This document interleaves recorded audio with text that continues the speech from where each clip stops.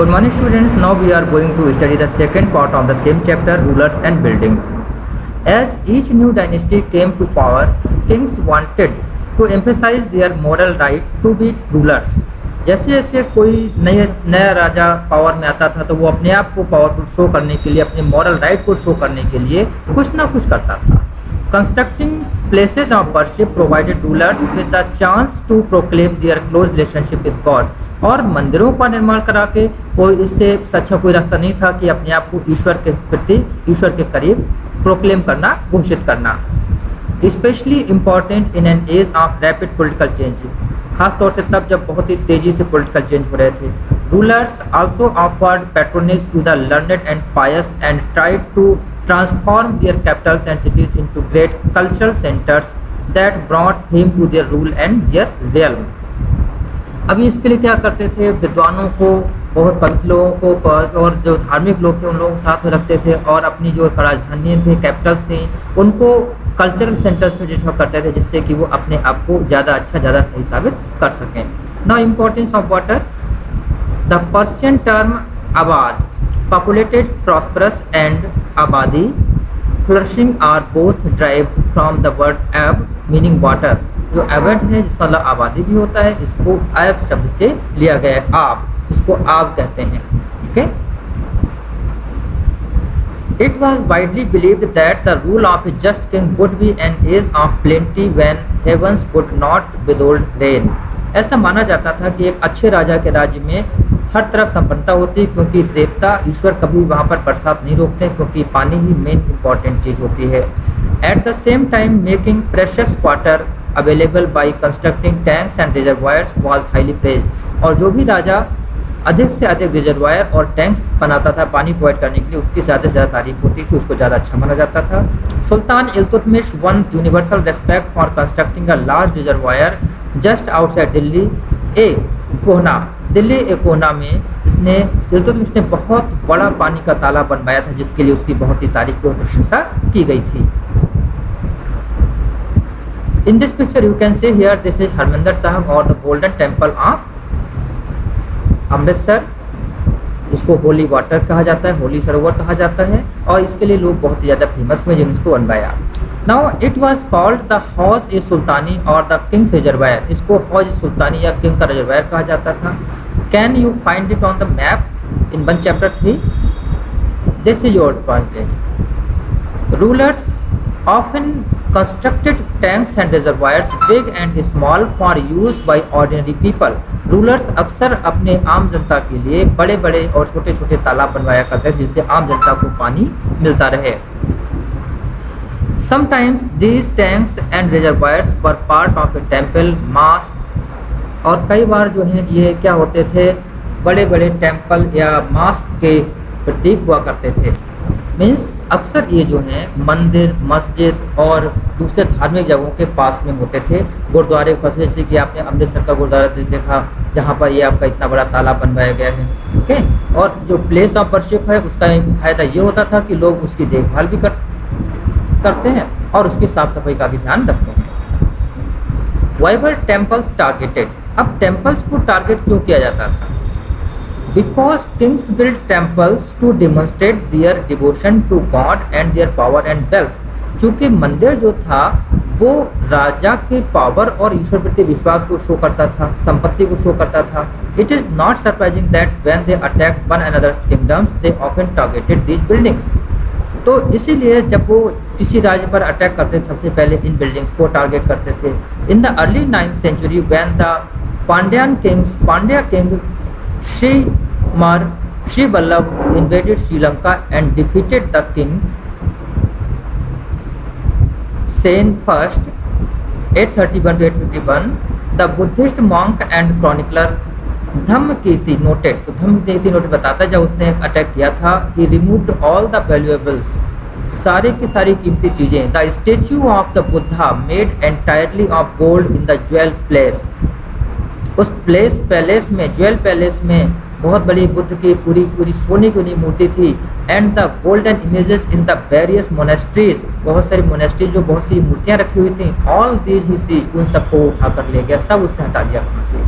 The blow to the pride of the Sinhal's Sinhalese ruler had to be avenged, and the next Sinhalese ruler, Sen II, ordered his general to invade Madurai, the capital of the Pandyas. और जब सिंगलियों पर attack करके उनके धार्मिक स्थल को destroy किया गया, तो सिंगली राजाओं ने मदुरै पर अटैक करके कहा कि वहाँ से पांड्या का जितना भी धार्मिक जगह हैं, मंदिर है, उन सबको लूट लो, खत्म कर दो। The Buddhist chronicler noted that The expedition made a special effort to find and restore the gold statue of the Buddha. और इस पूरे के पूरे जो एक्सपीडिशन किया गया, युद्ध किया गया, उसका एक ही मकसद था कि बुद्ध की मूर्तियों को वापस लाकर उस जगह पर लगाना जहां से उनको लूटा गया था। Similarly, in the early 11th century, when the Chol king Rajendra built a Shiv temple in his capital, he filled it with prized statues seized from defeated rulers. तो उसने जो मंदिर बनवाया था शिव जी का, उसमें उन सारी मूर्तियों को भरवा दिया था जिनको उसने दूसरे राजाओं से छीना था। एन इनकम्प्लीट लिस्ट इंक्लूडेड, एक इनकम्प्लीट लिस्ट में क्या क्या दिया है? A sun pedestal from the Chalukyas, a Ganesh statue and several statues of Durga, a Nandi statue from the eastern Chalukyas, an image of Bhairava, a form of Shiva and Bhairavi from Kalingas of Orissa, and Kali statue from the palace of Bengal. जहाँ जहाँ से जो जो मूर्तियाँ धार्मिक चीजें वो लूट के लाया था, उसने उन सभी को उस मंदिर में भरवा दिया था। Sultan Mahmud of Ghazni was a contemporary of Rajendra first. Rajendra first का एक कंटेम्पोररी था सुल्तान महमूद, जो गजनी से आया था। During his campaigns in the subcontinent he attacked the temples of defeated kings. उसने डिफीटेड किंग्स के टेम्पल्स पे अटैक किया and looted their wealth and idols, उनकी मूर्तियों और उनकी संपत्ति को उसने लूट लिया। Sultan Mahmud was not a very important ruler at that time. उस समय सुल्तान महमूद बहुत ही इंपॉर्टेंट रूलर तो नहीं था।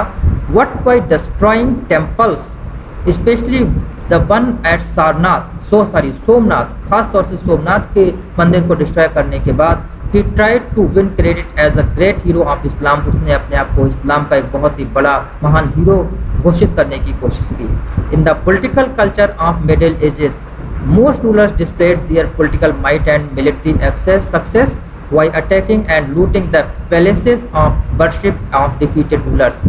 और मिडिवल एज में चलता था कि जो राजा जितनी ज़्यादा संख्या में हारे हुए राजाओं के धार्मिक स्थलों को लूटपाट करता था, खत्म करता था, उसको उतना ही ज़्यादा शक्तिशाली और उतना ही ज़्यादा महान माना जाता था। Gardens, tombs and forts. Gardens, tombs और फोर्ट्स को खूब बनवाया गया। क्यों?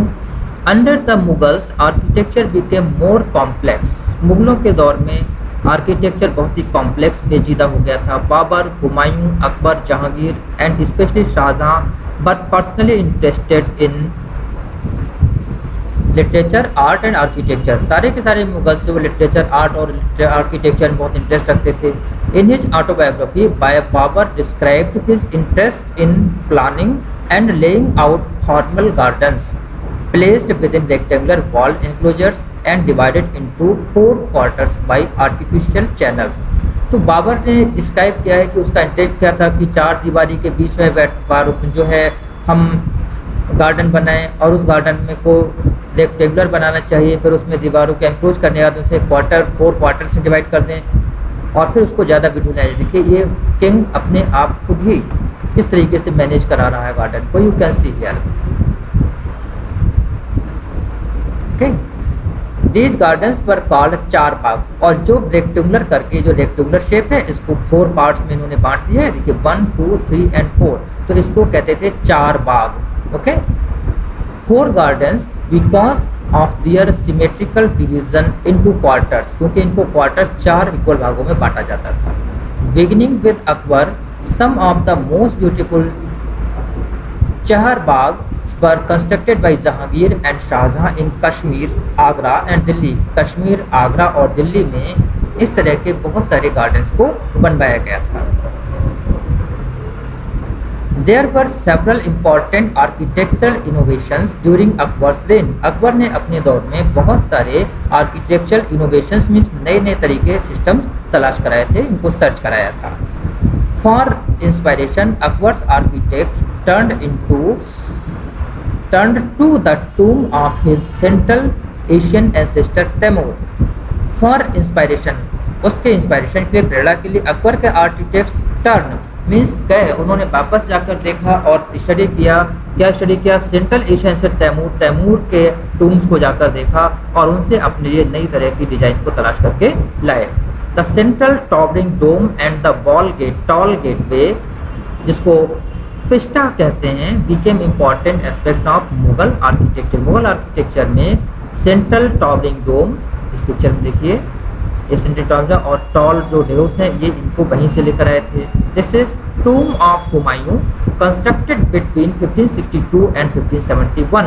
1562-1571 में इस टूम को बनवाया गया था क्योंकि हुमायूं का टूम है।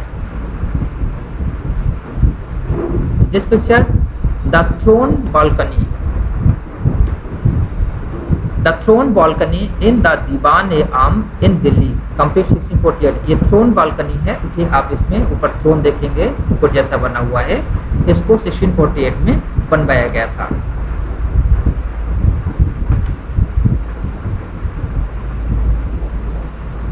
First visible in Humayun's tomb, जो सबसे पहले जो आपको बताया था कि जो टूम होता है बीच में गोल गुंबद, बहुत बड़ा सा ऊंचा गुंबद, ये सबसे पहले हुमायूं के गुंबद में, हुमायूं के टूम में ही दिखाई पड़ा था।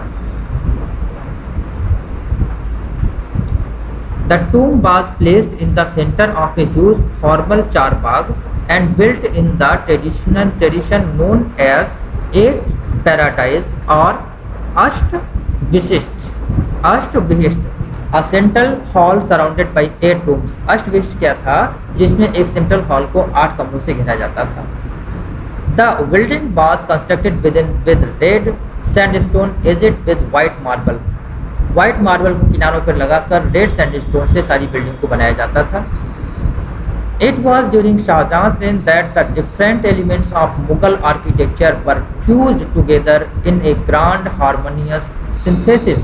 ग्रांड हार्मोनियस सिंथेसिस, एक बहुत ही शानदार कला के रूप में इनको सिंथेसिस मिलाकर बनाया गया और कई आर्ट्स को मिक्स करके नई डिजाइन्स तैयार की गई। His rain witnessed a huge amount of construction. उसके इस काल में यानी शाहजहां के दौर में बहुत बड़ी संख्या में कंस्ट्रक्शन किए गए, specially in Agra and Delhi, खास तौर से आगरा और दिल्ली में शाहजहां की बनवाई हुई बहुत सारी इमारतें हैं, बिल्डिंग्स हैं। The ceremonial halls of public and private audience, जिसको दीवाने खास और दीवाने आम कहते थे, वर केयरफुली प्लान, उनके बहुत ही केयरफुली, बहुत ही सावधानी से प्लान किया गया था। Placed within a large courtyard, these courts were also described as Chihil Sutun और 40 प्लर्ड हॉल्स। और इनको जो प्लाट किया गया था, बहुत बड़े कॉर्टयार्ड के चारों तरफ रूम्स बनाए जाते थे, जिसको चिहिल सुतम या 40 प्लर्स हॉल कहा जाता था। Shahjahan's audience halls were specially constructed to resemble a mosque. Shahjahan के जो ऑडियंस प्लेस हॉल थे वो खास तौर से मस्जिद से मिलते बनाए जाते थे। The pedestal on which his throne was placed was frequently described the qibla, और जिस पेडेस्टल पर उसका थ्रोन होता था उसको किबला कहा जाता था। The direction faced by Muslims at prayer, since everybody faced that direction when court was in the session, और जिस तरफ मुस्लिम्स प्रेयर के टाइम पर अपना मुंह करते हैं उसी डायरेक्शन में इस किबला को रखा जाता था। The idea of the king as representative of God on earth was suggested by these architectural features, और इन आर्किटेक्चरल फीचर से ये डिसाइड किया जाता था, तय किया जाता था कि देखिए ये जो राजा है, जो किंग है, वो ईश्वर का प्रतिनिधि है पृथ्वी पर, इसलिए उसकी ओर ध्यान देना चाहिए और उसकी बात को मानना चाहिए। And thank you for today's class. Since it is going to about 15 minutes, next part of the study of this chapter study you will get in the third part of this chapter. Thank you. Have a nice day.